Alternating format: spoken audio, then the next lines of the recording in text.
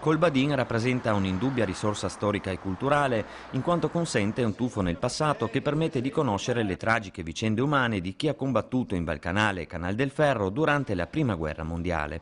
E parallelamente rappresenta un elemento importante per un'attrazione turistica di un territorio in qualche modo penalizzato dalla presenza dell'autostrada, che tende a tagliare fuori le vallate dai tradizionali flussi di visitatori. Sono questi alcuni dei concetti espressi dal Presidente della Regione Renzo Tondo, intervenuto assieme all'assessore all'istruzione Roberto Molinaro all'inaugurazione dei lavori di restauro del Forte Colbadin, che domina l'abitato di Chiusaforte e la Valle del Fella.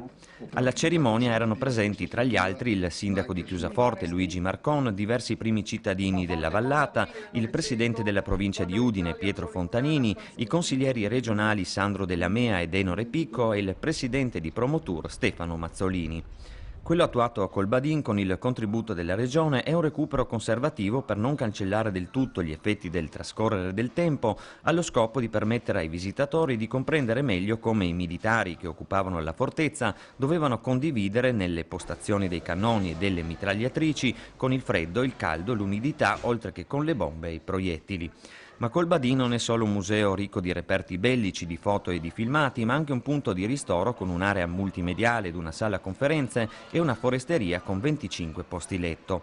Un'opportunità non solo per i turisti, compresi quelli che transitano lungo la ciclovia Alpe Adria, ma anche per gruppi di scolaresche, come ha sottolineato l'assessore Molinaro, che così possono letteralmente vivere a contatto con i fatti di un secolo fa, conoscendo non solo muri ma anche vicende e persone, perché capire da dove veniamo è assolutamente utile per capire dove andiamo.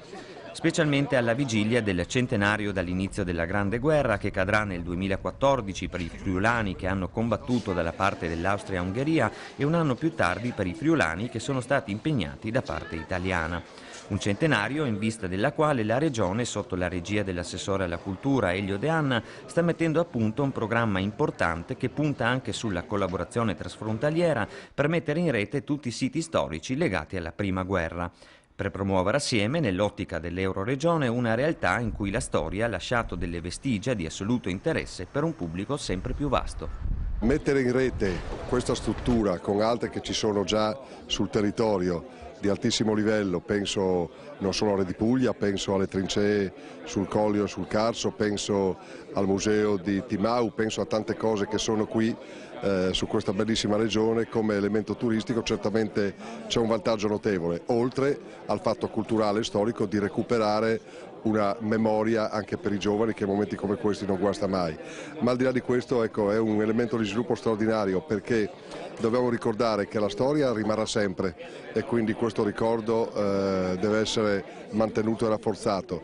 È un tipo di turismo che intercetta tutte le età,